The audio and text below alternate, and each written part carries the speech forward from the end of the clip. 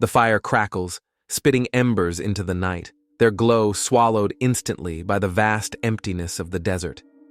The wind shifts again, but this time it carries something new, something wrong. A scent, metallic and sharp, lingers in the cold air. The coyote that howled just moments ago has fallen silent. No movement, no sound. Even the insects, the ones that should be singing under the desert moon, are gone. Some things lurk in the night that even legends are too afraid to name. This is a land older than time, where the soil holds memories far beyond human comprehension. The rocks bear the markings of hands long turned to dust, their warnings carved deep, left for those who would listen. And yet, some things cannot be understood, only feared. For centuries, the stories have been told, tales of shadowed figures moving unnaturally beneath the moon, creatures that wear the skin of men but are not human, eyes that do not blink, voices that do not belong. These stories, these warnings, have been passed down, whispered by those who remember. But there is another story, one seldom spoken aloud. A story about something much worse. The elders say that to speak of it is to call it forth, to invite its gaze upon you.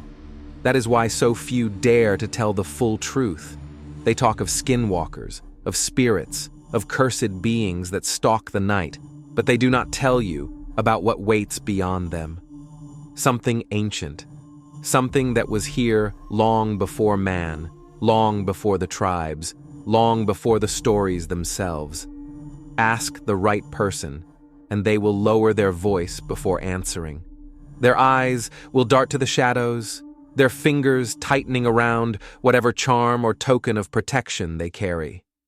And they will tell you, in hushed, shaking tones, that the things people fear, shapeshifters, ghosts, demons, are nothing compared to what they have seen.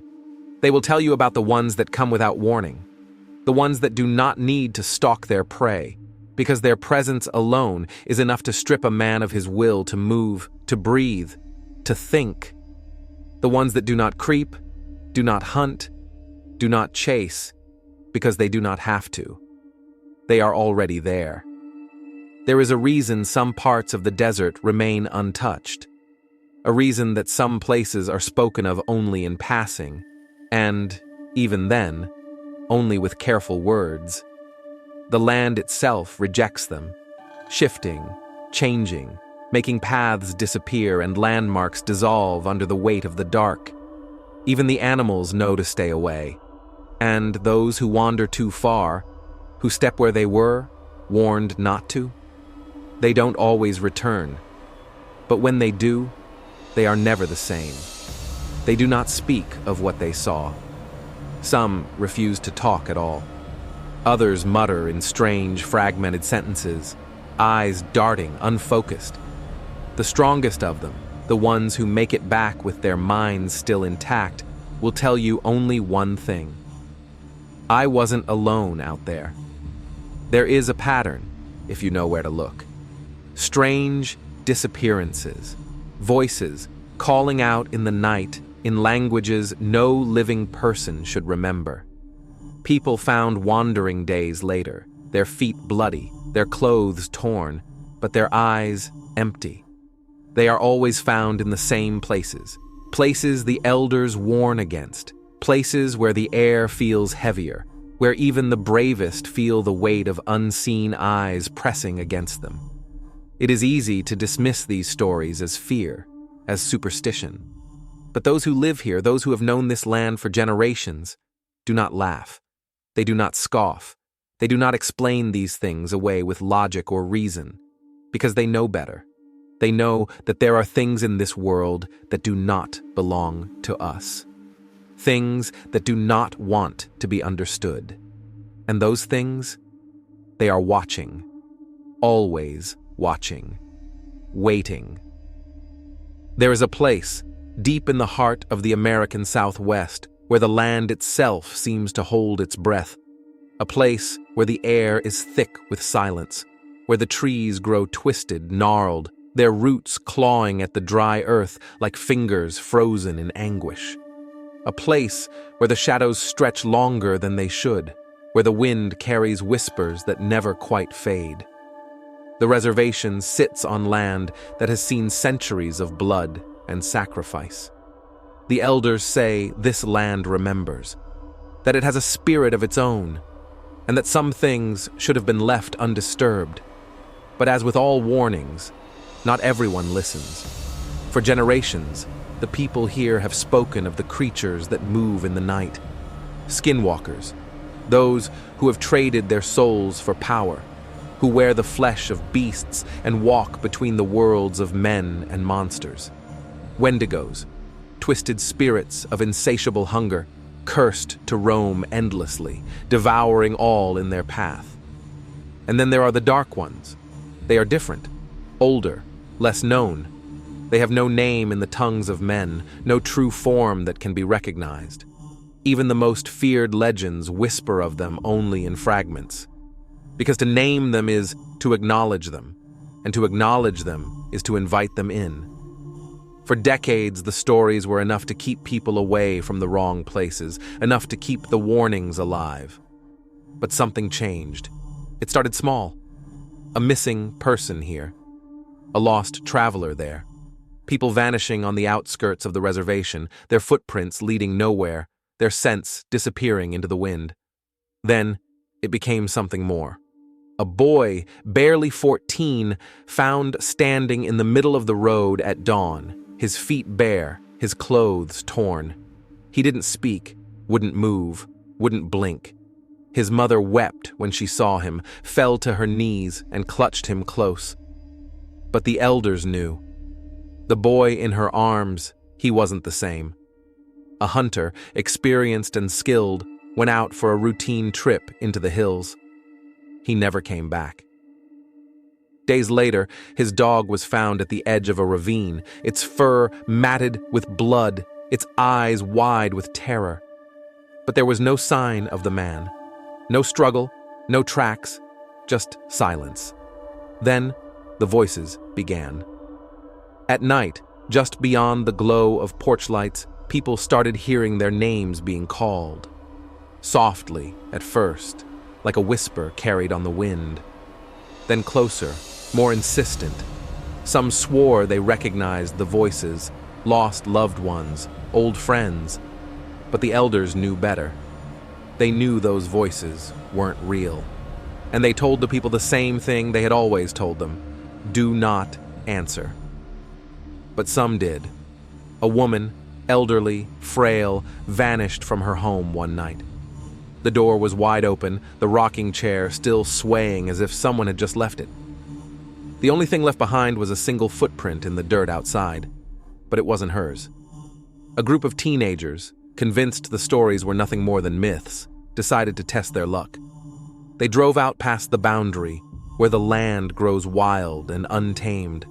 They laughed, shouted, dared the darkness to show itself. Only one of them came back. He wouldn't say what happened. He couldn't. His hair had gone white. His hands trembled. He wouldn't step near a shadow, wouldn't close his eyes for more than a moment. When they asked him where the others were, he only repeated one thing, over and over. They let us think we were alone.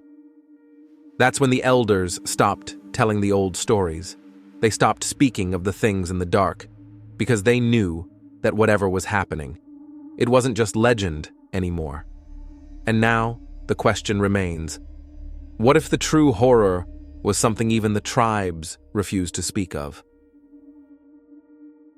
The first time Park Ranger Daniel Coates saw the figures, he thought his eyes were playing tricks on him. The desert night was deceptive. Shadows stretched long, shifting with the flicker of his flashlight. He had spent years patrolling these lands, knew the terrain like the back of his hand. Knew the stories, too. But stories were just that. Stories. Until they weren't. It was past midnight when he saw them. Shapes in the distance, barely more than outlines against the moonlit sand. 3 figures standing still, unmoving, too far to make out any details. He called out, his voice carrying through the empty expanse. No response. He stepped closer, his boots crunching against the dry earth. Another call. This time, one of the figures tilted its head. Just slightly. Just enough to make his stomach tighten with something he couldn't explain. Another step forward. Then, in the blink of an eye, they were gone. No movement. No sound. Just gone. As if they had never been there. He swung his flashlight wildly, scanning the desert, but there was nothing. Just the wind and the endless stretch of sand. His radio crackled. A voice on the other end, his partner stationed back at the outpost. "You okay out there?" Thought I heard something weird on the channel. Daniel didn't answer right away, because in the static of the radio, buried beneath the hum of white noise, he swore he heard his own voice, whispering back. The reports started piling up after that. Locals spoke of hearing their own voices calling to them from the dark. Not echoes, not tricks of the wind, clear, intentional. A perfect mimicry of their own tone, their own cadence, whispering their names from just beyond the firelight.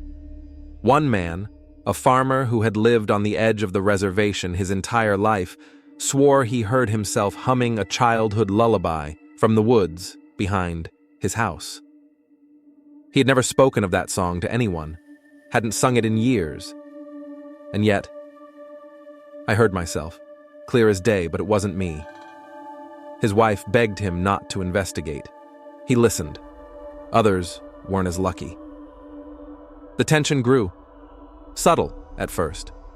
A group of hikers stumbled across a hut deep in the wilderness, one that shouldn't have been there. It was old, abandoned, the wood warped with time. Inside, a single chair sat in the middle of the room, facing the doorway, as if someone had been waiting. But the real discovery was the diary. Leather-bound, brittle with age, the ink faded but still legible. The first few pages spoke of a lone man, someone who had left his people long ago to live in the wild. The handwriting was neat, precise, but as the pages went on, the script changed, became frantic, uneven, and then missing. Entire sections torn out, ripped clean, leaving jagged edges where words should have been. The last entry was barely readable, written in shaky, desperate strokes. They don't move when you look at them, but the moment you turn away, they come closer. The hut was empty. No sign of the writer. No sign of anyone at all. But outside, in the dirt just beyond the doorway, footprints, deep, heavy, leading inside, but none leading out. And then came the silence. Not the ordinary quiet of the desert. Number. This was something else, something wrong. Animals stopped making noise, not just at night, always. Birds that once filled the trees were gone. Insects vanished. Even the wind seemed to lose its voice. People described it as feeling like they were trapped in a vacuum, as if the world around them had been drained of life. Then, the lights started flickering. First, it was just inside the homes closest to the woods, bulbs dimming, sputtering out. Then entire blocks. Whole streets swallowed in darkness for seconds at a time. But the worst part? The shadows. They weren't behaving the way they should. They moved wrong, too slow or too fast, sometimes stretching in directions they shouldn't, against the light instead of with it.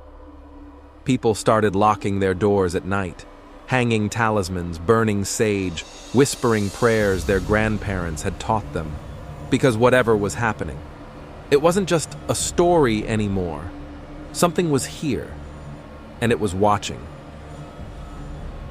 Fear is a strange thing. It starts as a whisper in the back of your mind, a quiet warning that something isn't right. You tell yourself it's nothing, a trick of the light, a stray gust of wind, an overactive imagination.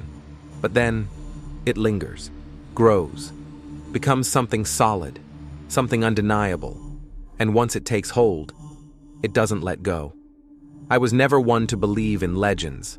I grew up hearing the stories, of course, tales passed down by the elders, warnings wrapped in the guise of folklore. I respected them, the same way you respect an old superstition, but I never truly believed, until I had no choice. The first time it happened, I was out by the tree line, just beyond the last stretch of houses on the reservation. The sun was setting, the sky burning in shades of deep red and violet. I was walking back toward home when I caught movement out of the corner of my eye. Someone else was there, standing just beyond the trees, half hidden in the growing darkness. At first I thought it was a trick of the light, just my shadow stretching across the dirt. But then, it moved. And I didn't. I stopped. It stopped. I lifted my hand. It lifted its hand. A perfect mimicry. Every movement, every shift of weight. But there was something off, something wrong. The way it stood, too stiff, too rigid. The way its arm moved, just a fraction too slow. The way its head tilted, just slightly too far. I took a step forward. It didn't. That was the moment I knew. It wasn't my shadow, and it wasn't human. I ran. Didn't look back, didn't stop until I was inside my house, the door locked, the windows shut tight. My heart slammed against my ribs, but the room around me was normal. The walls, the furniture, the warm glow of the lamp in the corner, everything was the same. But outside, beyond the thin glass of the window, something was standing there, and it was still watching. A few nights later, I found the recording. It was an old cassette tape, one my grandfather had left behind years ago. A collection of stories, interviews with elders, pieces of history preserved in his voice. I had listened to it a dozen times before, the familiar crackle of the tape comforting in its own way. But this time, something was different. At first, it was normal.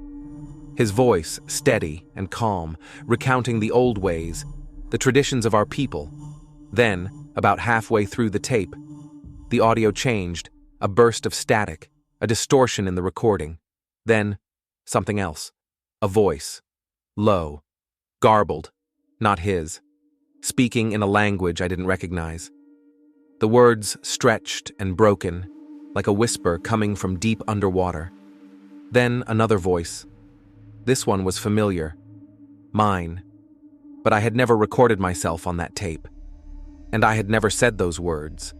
I rewound it, played it again, and again. The words didn't change, didn't disappear. The tape hissed and crackled, but my voice remained, woven into the old recording like it had always been there, except it hadn't. I shut it off, placed it back in the box where I found it, told myself I would throw it out in the morning, but that night, I heard it playing, by itself. Then came the smell, a rancid, stomach-turning stench that seemed to seep into the air or under itself. Like rotting meat left too long in the sun. It came with the wind, strong, pungent, filling my lungs, burning the back of my throat. I covered my nose, stepped outside, expecting to find some animal carcass nearby. Something that had died too close to the house, but there was nothing. The air was still. The trees didn't sway. The world felt frozen, like it was holding its breath. And that's when I heard it. A voice. Coming from the tree line, my voice, calling my name. Not a whisper this time, louder, clearer. It sounded, excited, like it was waiting for me to answer. I didn't. I turned, moved toward the door, heart hammering, skin crawling. And just as my fingers touched the handle, I heard it again, closer. Don't go inside. My own voice, right behind me. I spun, breath caught in my throat, and there, standing at the edge of the trees, something was smiling, and it looked just like me. There are moments in life where you can feel something shift, a line crossed, A threshold you didn't even realize you were standing on until it was too late. I should have left sooner. I should have listened to the warnings, should have taken the stories seriously. But by the time I understood what was happening, it wouldn't let me go.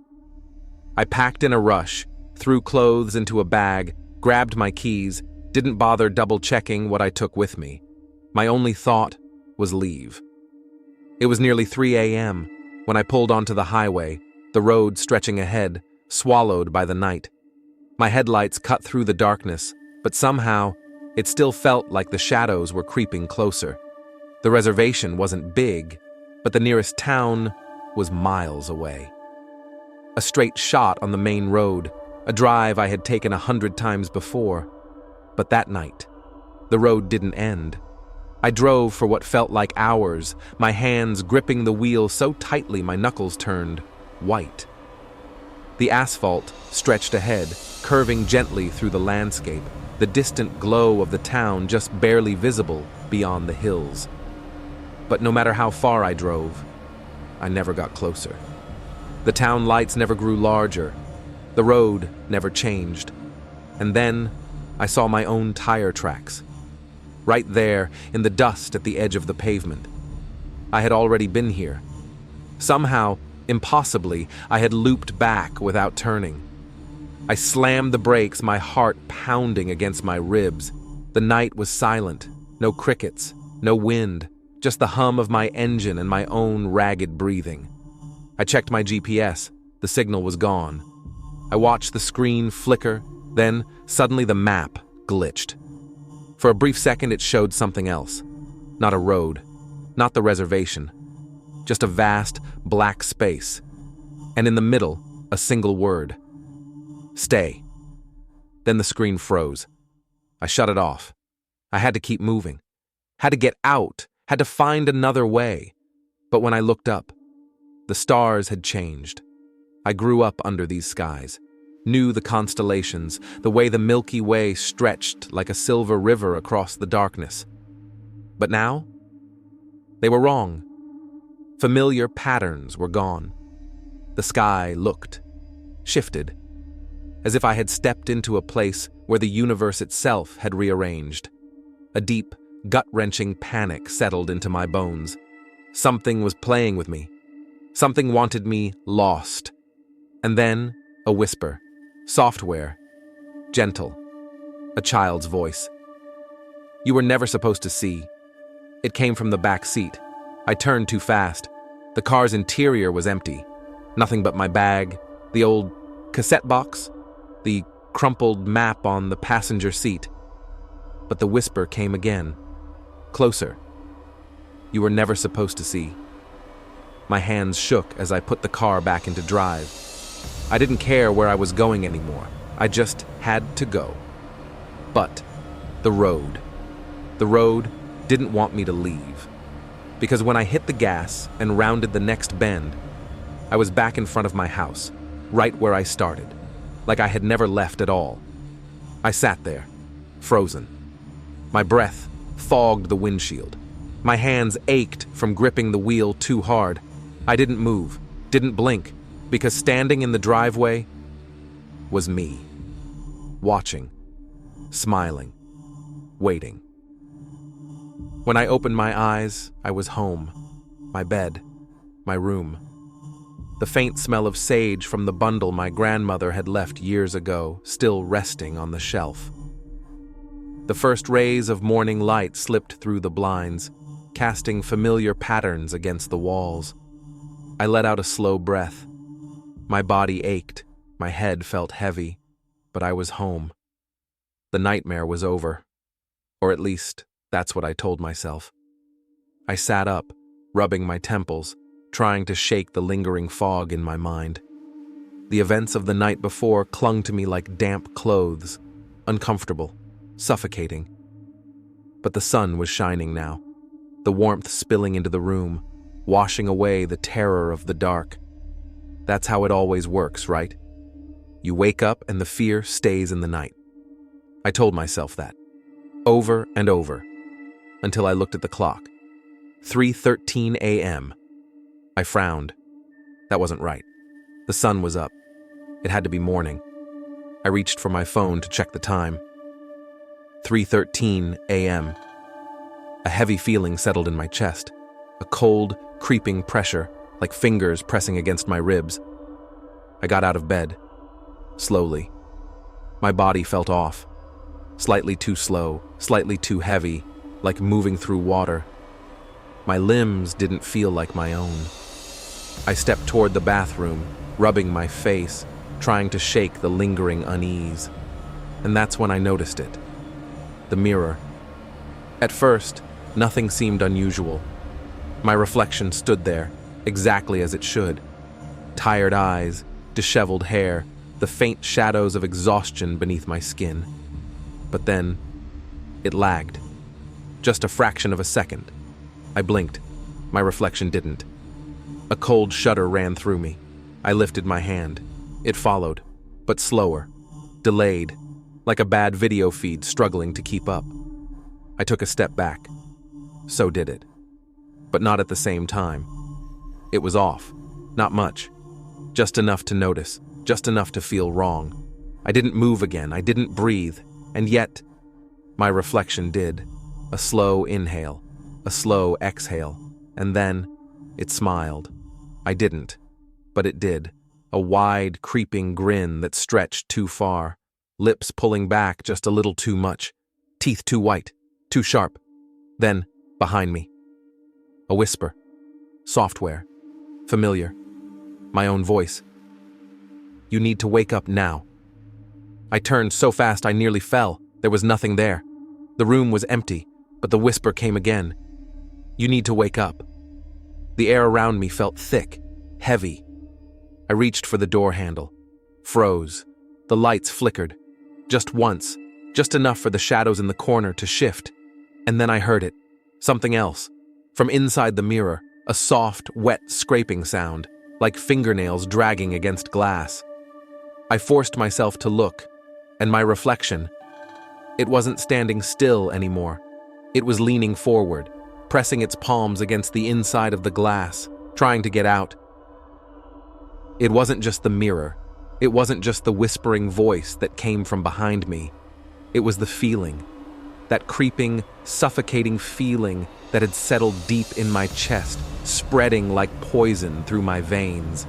And as much as I tried to ignore it, to tell myself it was over, that I was safe, I knew. I knew that whatever had been stalking me, whatever had been following me from the reservation, it wasn't finished. At first, it was subtle. Little things. Things that didn't make sense. That seemed like they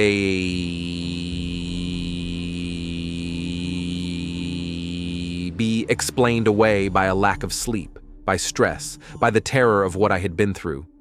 But I knew. I wasn't imagining it. And it wasn't just my mind playing tricks on me anymore. I remember the first time I saw it outside of my house. I was in town, picking up a few supplies. The air was thick, the sun too bright, unnaturally bright, almost as if the world around me was too crisp, too sharp. The colors of the building seemed too saturated, as if someone had turned up the contrast just a little too high. And then, the shadows. They didn't belong. They stretched at odd angles, twisted in ways that defied the direction of the light. At first I thought it was just the angle of the sun, but the longer I watched, the more I realized these shadows were moving on their own. There was a man walking past me, his figure casting a long shadow, but his shadow didn't match him. It shifted away from him, stepping out of line as if it had a mind of its own. I blinked.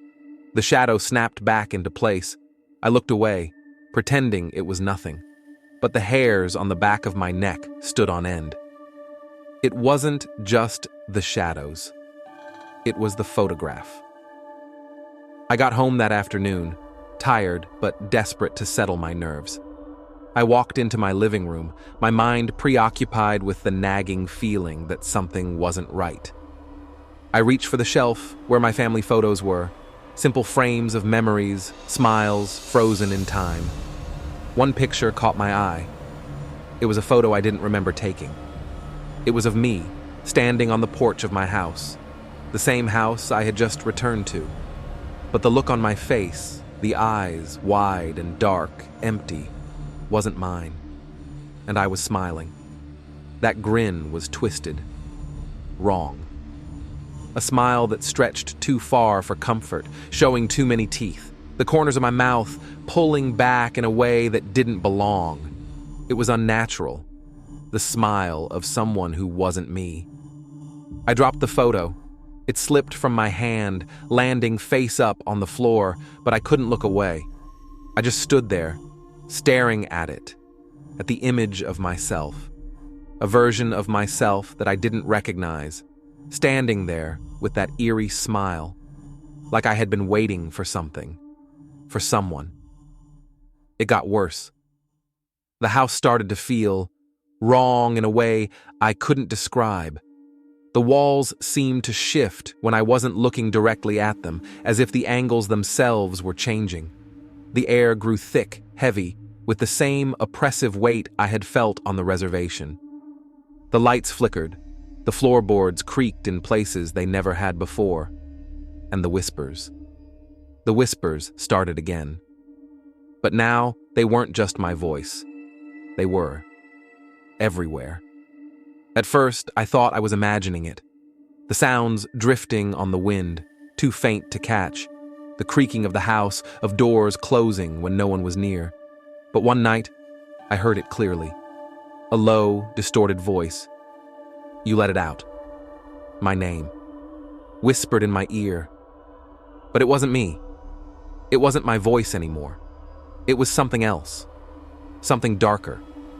By this point, I didn't know what to believe anymore. I thought I could escape. Thought if I left the reservation, I'd be safe. But I was wrong. What if I told you that something can follow you, not just physically, but through the very fabric of reality itself?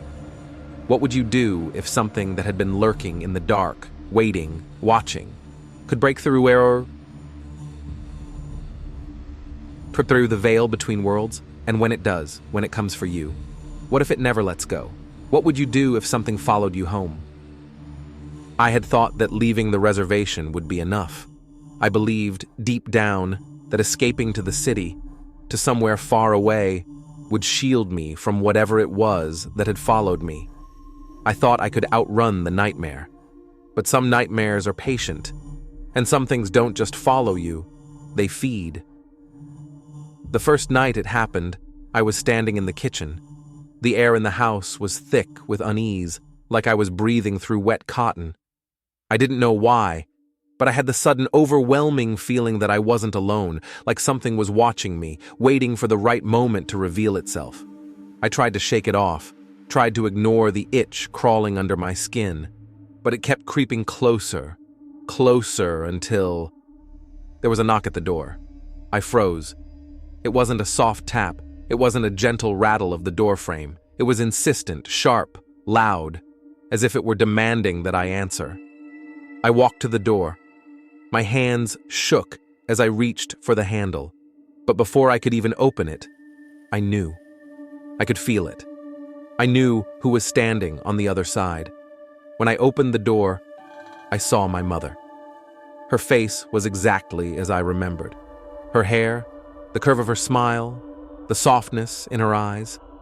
She stood there in the frame, looking as though she had just stepped out of my memories, as if she were the same woman who had tucked me in at night and held me when I was scared. I felt a lump rise in my throat. For a second, all the dread I'd been carrying fell away. It was her. I was safe. And then, something shifted. A subtle change in her face. The corners of her mouth pulled just a little too wide. Her eyes flickered, something dark and cold passing through them. Her smile, once warm and comforting, now seemed off. Something was wrong. I stepped back, my heart hammering in my chest.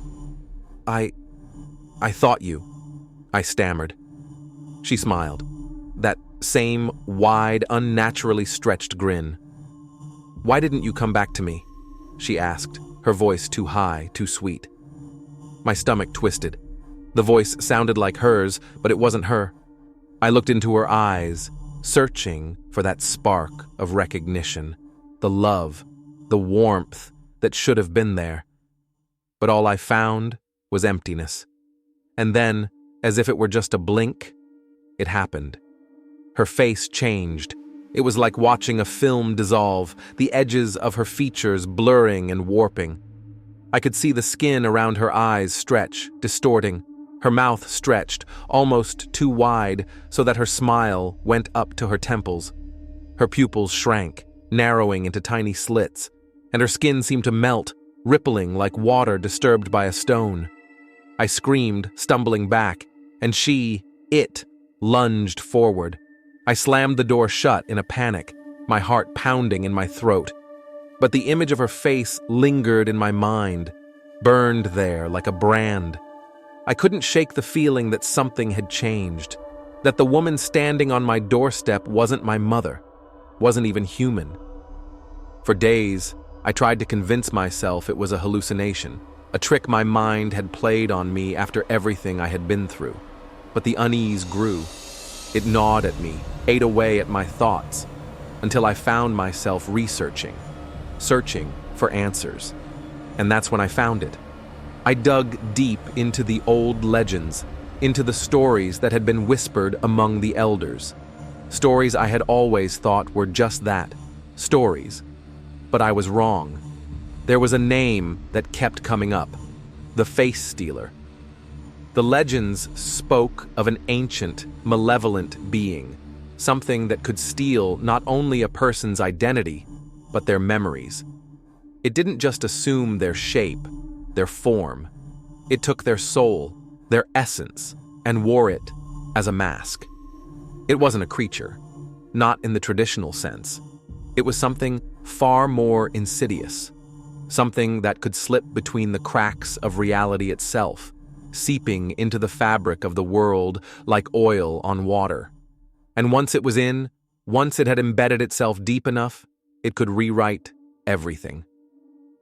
I scoured through old texts, tales of families who had disappeared, villages that had vanished from maps, and towns whose histories seemed to be written over, pages lost, stories erased.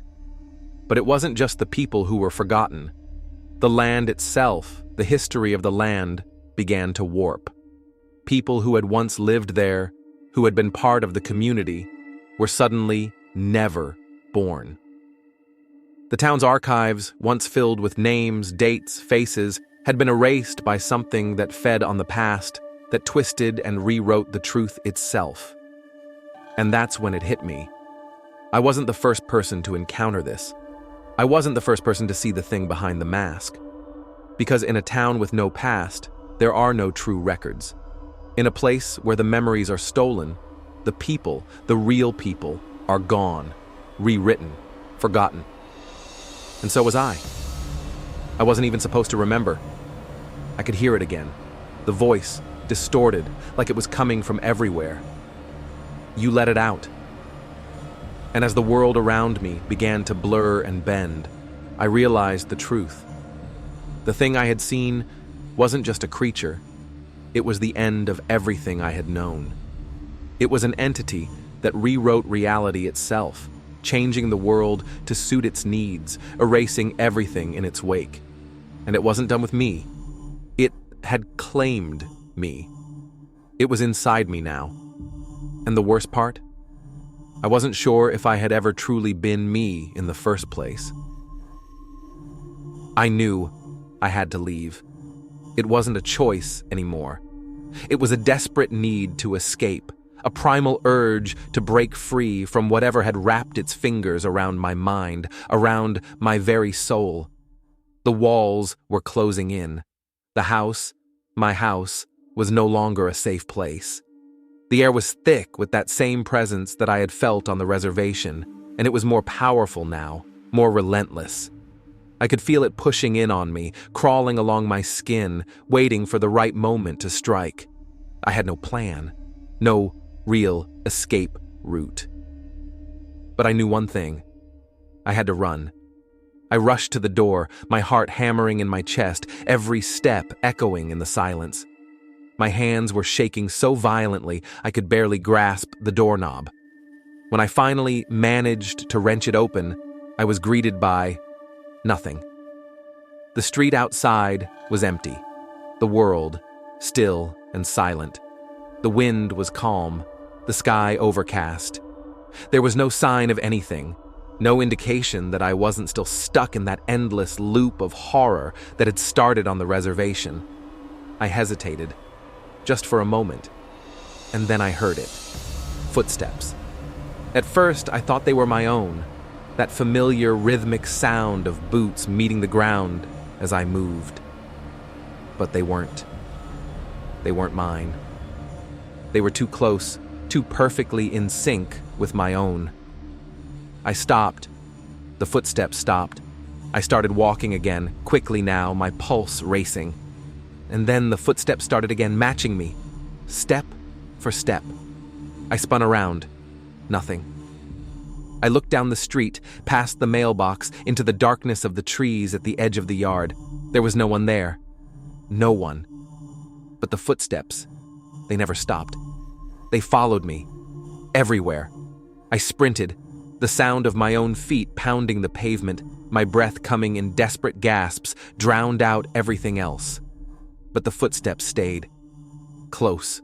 So close, I could feel them behind me, pressing in on my every move. I ran faster. But the ground beneath my feet seemed to warp. The street I had been walking down, familiar, known, was different now. I turned a corner and ended up back at my own front door. I stared at it in disbelief. The house I had just come from, how was this possible? I had run. I had sprinted. I had turned away from that place with the intention of getting farther from it, but somehow I was standing right in front of it again. And that was when the door slammed shut behind me. I hadn't touched it. The door, once open, was now locked. I reached for the handle, but it was cold, too cold. There was something wrong with the air around me. It had shifted. The whole world had twisted, turned on its side, and I felt like I was standing on the edge of something wrong, something impossible. I stepped back, my mind racing. I needed to get out. I needed to leave, to run, to escape. But no matter which direction I turned, the world seemed to stretch on endlessly, always coming back to the same place, my front door. And that's when I heard it. That voice. The one that had been following me for days, now distorted, more twisted than before. "Why are you running?" It echoed from the walls, from the ground beneath me, from the air itself. It sounded like me, like my own voice, but wrong. It wasn't mine anymore. It was mocking me. I screamed. My body shook, my breath ragged. The ground beneath me felt like it was moving, shifting, sliding away. The familiar walls of my house began to warp. The edges of the rooms started to melt, to blur, as if the very fabric of the space was unraveling, piece by piece. I ran again, my legs feeling like they were made of lead. I couldn't think straight anymore. I was lost. I was trapped. But the footsteps, they didn't stop. I burst through the door of the kitchen, running blindly into the hall, trying to find something that would make sense, something that would break the cycle.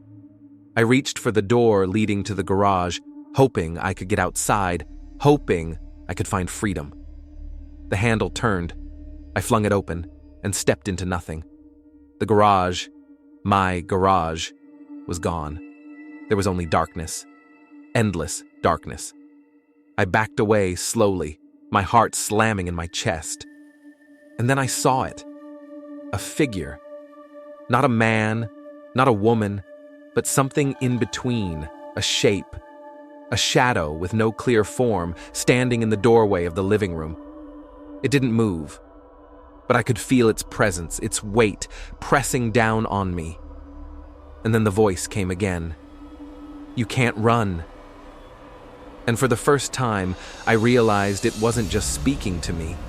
It was speaking to the me that had once been, to the me that had been lost before, to the person I had been before everything started. It wasn't just chasing me. It was trying to become me. The walls closed in around me. The shadows crawled closer. The footsteps echoed like a drumbeat, relentless and deafening. There was no escape. There was nowhere to run. And the last thing I heard before the darkness swallowed me whole was my own voice, soft and distorted, whispering in the emptiness. You're never going to leave. I don't know how much time passed in that void, in the darkness where nothing had form and yet everything had weight. I don't know if it was minutes or hours, or if I even slept. My mind was a chaotic blur, my body moving on its own accord, reacting to the panic and terror that had consumed me. Every step I took felt like I was walking on quicksand, the ground giving way beneath my feet, only to have something pull me back in, deeper, farther from escape. But there was one thing I knew deep in my gut, something I couldn't ignore anymore. I was not alone. The thing that had been chasing me, it had never really been chasing me. It had always been here. It had been with me. The moment I understood that, everything fractured. Reality itself seemed to collapse, pieces of it crumbling away like old, brittle paper that had been soaked in oil.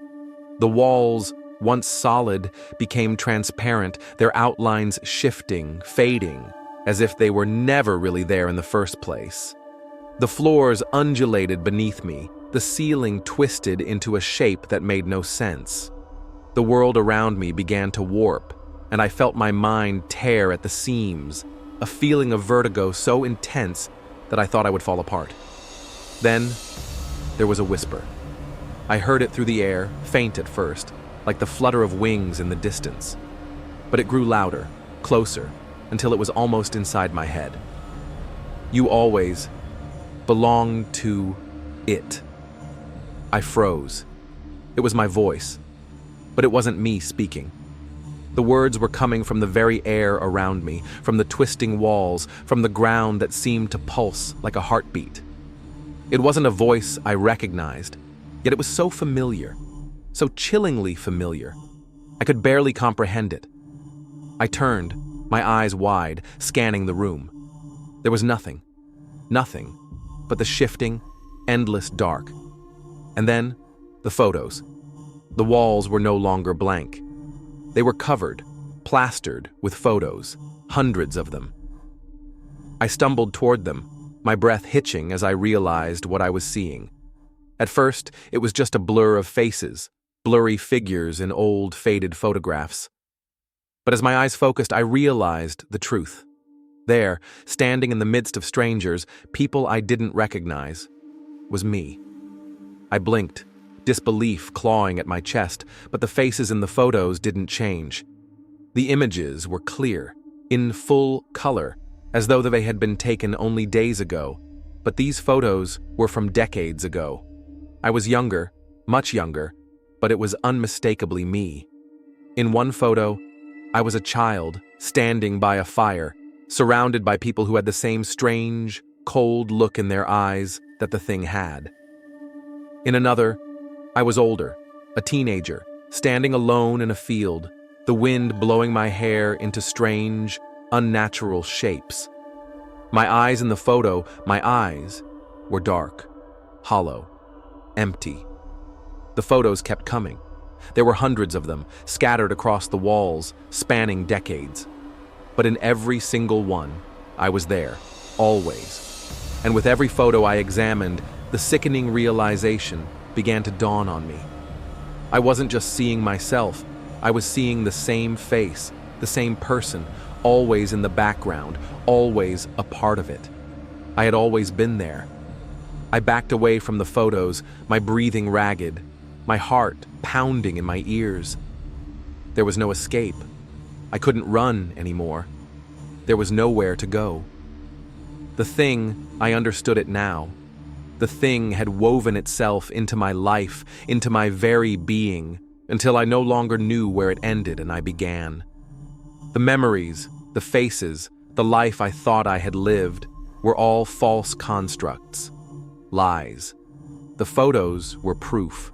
I wasn't just a victim of this thing. I had been it. I had always been part of it. I felt a sudden wave of nausea, a cold rush of sweat creeping down my back. I stumbled, and that's when I noticed it. The old diary. The one that had been tucked away in the corner of the room, a relic I had ignored until now. It was worn, the leather cover cracked with age, but the moment I touched it, I felt a strange pulse of energy, a surge that made my fingers tingle, my pulse quicken. I opened it, page by page, and what I found made my stomach turn. The entries were written in a careful, looping script, my handwriting, but they were not mine. They were words written long before I had ever existed, written by someone who spoke of rituals and sacrifices, of binding souls to a world beyond the veil.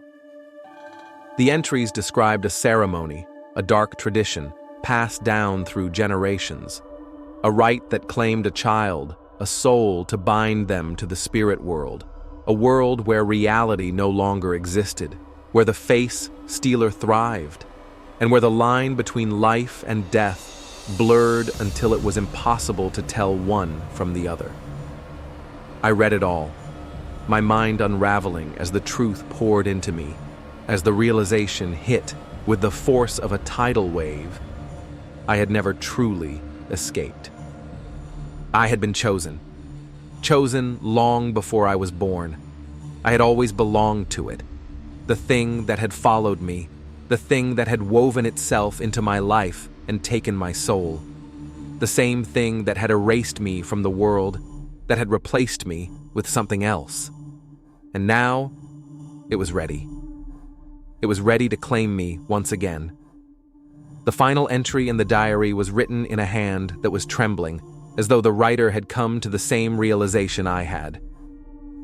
It is done. You will never be free. You were never meant to be. The words echoed in my mind, twisting my perception of everything I had ever known. The house, the photos, the faces, they were all fragments of a life I had never lived.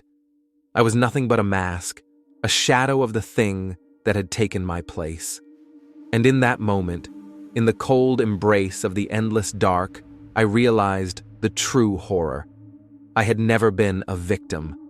I had been the vessel, and now I was ready to become part of the darkness forever. It was over. I woke up in my bed, just like that.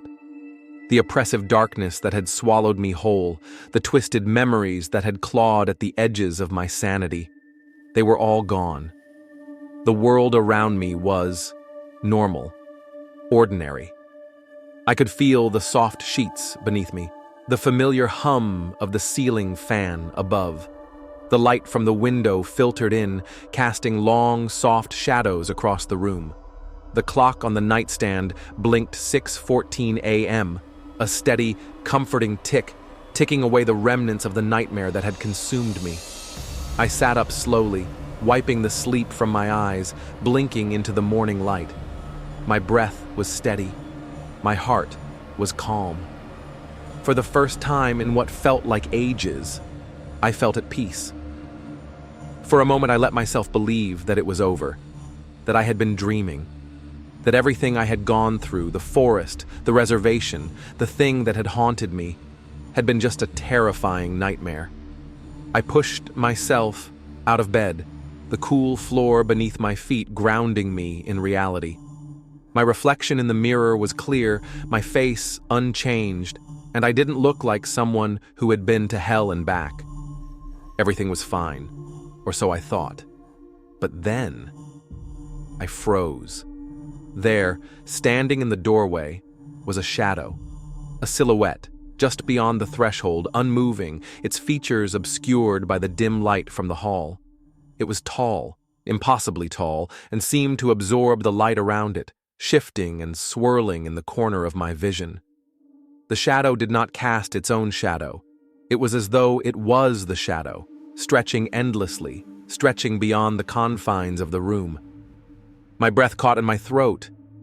I turned toward the door, my eyes locked onto that spot. But the moment I tried to focus on it, the shadow shifted again. It was like trying to catch smoke with your bare hands. Every time I blinked, it was in a different position, a different shape. It wasn't just standing there anymore. It was moving, crawling along the walls, stretching along the ceiling. I tried to speak, to scream, to do anything, but my voice was caught in my throat, like the air itself had become thick, heavy, and unbreathable. I reached for my phone on the nightstand, my hand trembling, but my fingers grazed nothing but cold emptiness. I glanced back at the doorway. Nothing. The shadow had vanished. I stood still for a moment, my senses on high alert, scanning every corner of the room. My eyes darted from the doorway to the window, from the corner to the ceiling. Everything was still. The only sound in the room was the slow, rhythmic ticking of the clock. But something was wrong. Something had changed. I stepped toward the door cautiously, my steps slow and deliberate. I reached out, my fingers brushing against the cool doorknob. As I turned it, the door creaked open, a sound I hadn't heard before. It was as if the house itself was resisting me.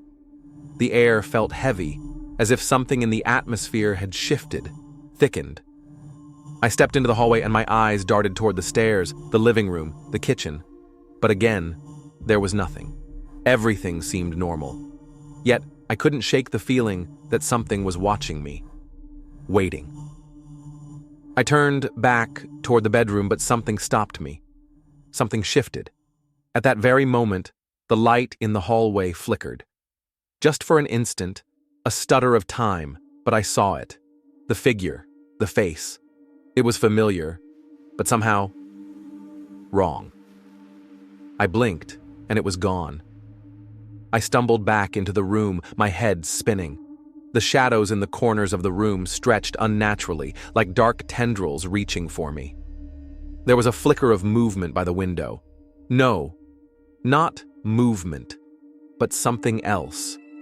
A form shifting, distorting, bending in a way that was impossible, unnatural. I backed into the corner of the room, my body pressing against the wall, but I couldn't escape it. The very air seemed to close in, pressing on me from all sides. The room was becoming smaller, tighter, suffocating. And then there was a noise that shouldn't have been there, a distortion, static, buzzing through the air, growing louder with each passing second. It wasn't coming from the walls. It wasn't coming from the television. It was coming from somewhere else, a place just outside my reach. I turned toward the source of the sound. The distortion, warping, deepening, turning into something far darker than I could comprehend. And that's when it happened. The video feed. It flickered on. A camera, one I didn't recognize, one that I had never set up, came into view. A black and white, grainy image, the kind you see in old surveillance footage. The camera was pointed directly at me, its lens focused on the spot where I stood, my every movement captured in eerie, unnatural detail. The image distorted again, blurring, the static buzzing louder than before. I could see my own reflection in the screen, but it wasn't right. It was me, yes, but somehow distorted. My face flickered, shifting in and out of focus, as if the camera didn't recognize me, as if I wasn't supposed to be there. And then, the whisper. A voice, soft and cold, like the breath of something ancient, something that had been waiting for far longer than I could ever imagine. You're still dreaming. The screen went black. Everything went silent. For a moment, I thought it was over. I thought the nightmare had finally ended. But then, I felt it again. The pull. The weight of something far beyond my comprehension, something waiting in the darkness. I turned, and the door slammed shut behind me. The air grew cold. The whispers started again, and I realized, in that chilling instant, that the nightmare had never ended. I had never truly woken up. The darkness did not release its grip. It had always been there. I thought I could escape it, that I could outrun it, but the more I tried, the deeper it burrowed into my life. There was no waking up anymore, no safety, no return to normal. The world around me had changed. But the thing that followed me, no, the thing that was always with me, remained as it was. It had never let me go. I had never really escaped. Now, in the silence that followed the distortion of the camera feed, I was left with the unsettling knowledge that nothing made sense anymore. Every step I took only led me deeper into the labyrinth of lies, into the twisted, dark reality that was no longer my own. I sat on the edge of the bed, my hands shaking, my body frozen in place. There were no windows, no doors leading to any clear exit. The walls felt like they were closing in, the house itself groaning under some unseen pressure. I felt its weight, its malevolent presence, pressing against me. But I had to move. I had to understand. I had to know what had happened to me. I forced myself to my feet, my legs unsteady beneath me. My reflection in the mirror was distorted again, flickering, just like the camera. The same old, familiar face, but there was something unsettling about it. The eyes, they weren't mine. I shook my head, trying to clear the fog that had settled over my mind, but no matter how hard I tried to focus, it was as if the very air in the room had become thick with confusion. Every breath felt heavy, like inhaling smoke from a fire long forgotten. I stumbled toward the living room, each step deliberate, as though I were walking through a dream I couldn't wake up from. And there it was, something new. On the coffee table, partially hidden beneath a stack of papers, I found a newspaper. The date printed on the front was tomorrow's. It was dated one day in the future, a day that hadn't come yet. The headline sent a cold chill through me, chilling me to the bone with its implications. Local family disappears. Authorities baffled. The words burned into my brain. The picture accompanying the article was eerily familiar. It was a family, faces I didn't recognize, but the scene felt like I had seen it before. The same house, the same layout, the same room. I flicked through the pages, desperate to make sense of it, but the article gave no answers. It was just an account of the disappearances, a story that had no explanation, no leads, no resolution. It was as though the people who had disappeared had simply ceased to exist, as though they had been erased from reality itself. The further I read, the more I felt the terrifying truth creeping into my mind. The disappearances weren't an anomaly. They weren't random. They were patterns. Patterns I had failed to see, patterns that were too familiar. I dropped the newspaper, my hands trembling, my mind reeling. The reality I had clung to was shattering, breaking apart at the edges like a picture torn by invisible hands. And that's when I noticed it. The wall. I turned around, my eyes drawn to the opposite side of the room. There, barely visible at first, was a small mark. It was a scratch, a deep gouge in the paint. It wasn't there before, I was certain of it. I hadn't noticed it when I had been in the room earlier. But now it was impossible to ignore. I approached it cautiously, as though I were about to confront something that had no business being there. My fingers grazed the wall, and the scratch felt fresh, jagged, a strange pulsating energy emanating from it. And then I saw the name. It was barely legible, scratched into the wall with sharp, precise movements. My name. The letters were crude, hastily etched, but unmistakably mine.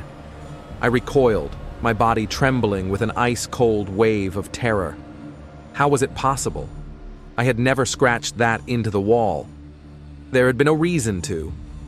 Yet, here it was, clear as day. My name, carved into the drywall as though it had been there for years, as if it had always been meant to be there. I reached out, my fingers brushing against the letters, and that's when the air shifted again.